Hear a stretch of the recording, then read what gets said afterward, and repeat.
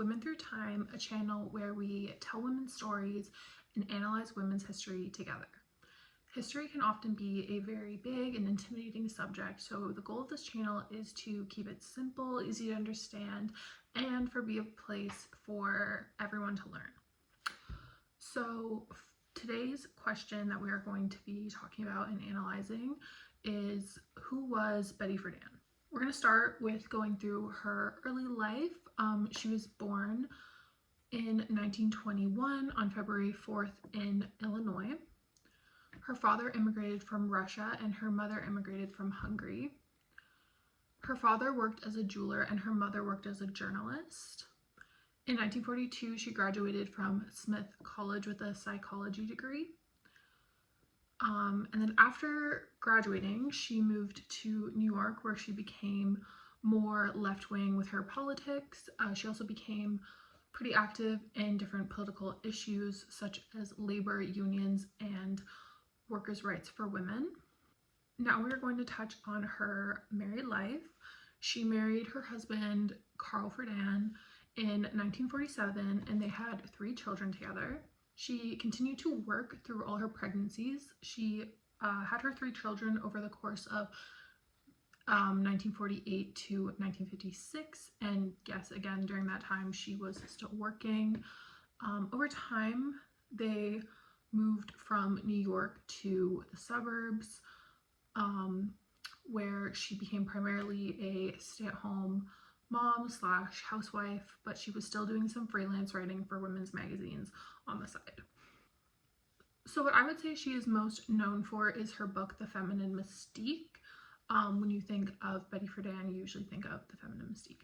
So how did she come to write this book? She began researching the content for the book through surveying and interviewing women all across the country. What she found was that most women were not satisfied with their lives in society, just being a housewife, like their role in society, just being a housewife. A lot of women were not satisfied, and her kind of interviewing them, she realized like, oh, this is not just, like just me thing, like a lot of women are feeling this way, and this is a direct result of the post-war era, where during the war men went away, women had to come into men's jobs and were like sort of like, wait a minute, I can do this, I'm getting fulfillment from this, I'm good at this. And when men came back after the war was over, they were kind of like, oh, well, we're here now, we can just take over the jobs again, you guys can just go back to being housewives. And a lot of women after this, in this post-war era, were like, what, like, I miss my job, I miss working, and they found like real fulfillment in doing that. So these interviews with Betty Friedan are not surprising from what we know about that time and era. Her book, The Feminine Mystique, was published in 1963.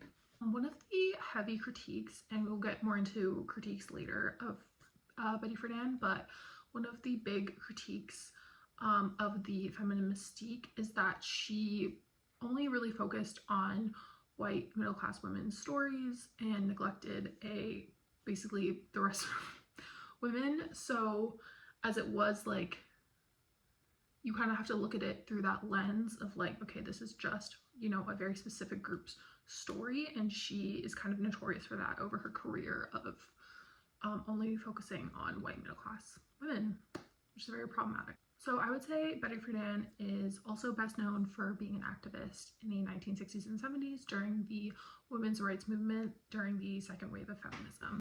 She was a co-founder of the National Organization of Women. She founded this company along with Polly Murray and Eileen Hernandez.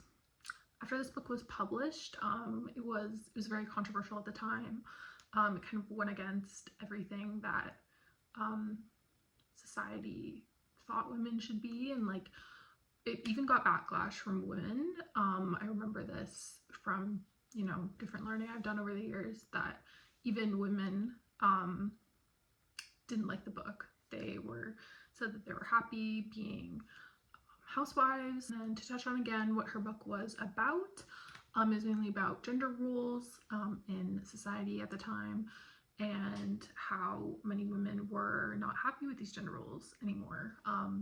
Women wanted to change these gender roles, and they kind of gave a voice to how a lot of women were feeling, and it became an instant bestseller, which obviously tells us at the time how women were feeling, because it became a bestseller. Clearly lots of women were feeling this way, but they didn't really know how to express how they were feeling because it was so different. I think it's hard for us now to kind of even understand how hard that would be to explain. Like, obviously we didn't live in that time.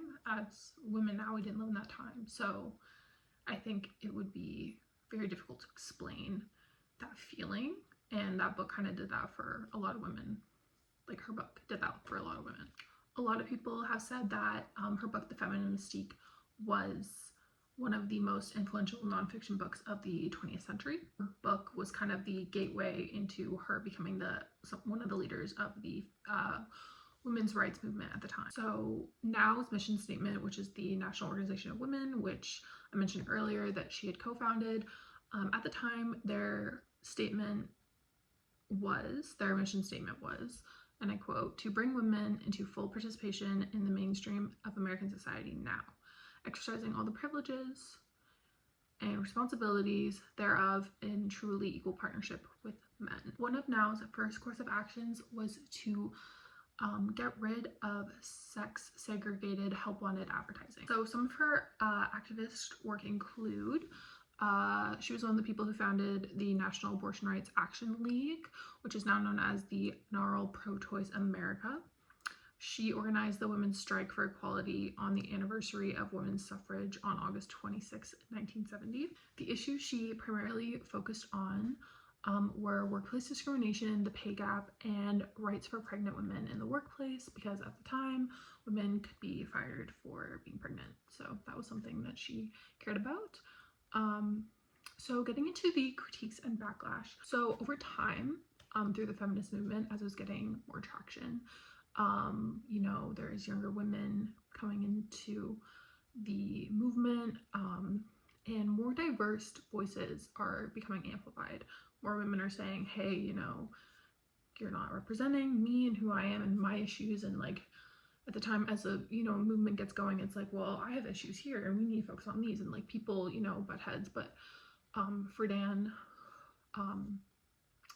was not as open-minded as you would think, as someone who's a feminist. So as the voices became more diverse in the feminist movement, she began to be critiqued more and more. Because she was being critiqued so much, people, her leadership was at risk for this, because people didn't want to be led by someone who didn't represent them. The critique, as I mentioned earlier, was that she basically just focused on issues that affected heterosexual women, well-educated women, and white women, and middle-class women, and ignoring gay women and women of color in the movement. She was also very criticized for her willingness and cooperation with men. Again, this was a new idea in a lot of ways, so a lot of women didn't even want anything to do with men at the time, so her involvement with men and her cooperation with men was definitely something a lot of feminists critiqued. She also made homophobic comments and did not treat gay women in the NOW organization well at all, and did not respect their voices, did not care about their issues. And then, yeah, like I said before, her opinions began to alienate her from other feminists in the movement, because they were younger, more progressive in their thinking. Basically, her own, closed-mindedness and bigotry cost her leadership in the movement. An article I read on Riot.com by Jeffrey Davis, called "Was Betty Friedan the Originator of Gaslight Gatekeep Girl Boss?" It kind of went more into some of the critiques of the time. So Davies goes into more critiques of Friedan, one being that Friedan and other feminists did not want to include lesbians in the issues they were facing in their movement, as they thought it would hurt their movement. So that was the core issue, right? They thought if we start, incorporating gay rights and rights for women of color, if we start pushing, those, we're gonna not get our rights, kind of thing, right? That's what she was doing and women in the movement were doing. that caused a lot of hostility in the feminist movement. After Friedan was no longer the leader of NOW, as people were tired of her homophobia, NOW began to fight for lesbian rights as well. If you're interested in more of that topic, I have another video about third wave feminism, which goes more in depth of the backlash and what was done and when intersectionality became part of the conversation in the feminist movement and was brought to the forefront of the feminist movement. So that's kind of what third wave feminism is about. So if you want more on this topic, I have a video about that. Even through all of the critiques of Betty Friedan over her career, she's still seen as a and recognized as a important advocate of women's rights and her contributions to the women's rights movement. She did continue to speak at conferences at universities such as NYU and USC, and until she passed away in 2006. Thank you guys so much for watching, and I hope you enjoyed, and I hope you learned something today. Again, if you are interested more into diving deeper into some of the topics I talked about today, such as intersectionality, I do have a video on third wave feminism that dives deeper into that, so you can check that out. In the meantime, I hope you like, comment, and subscribe for more videos like this, and I'll see you next time.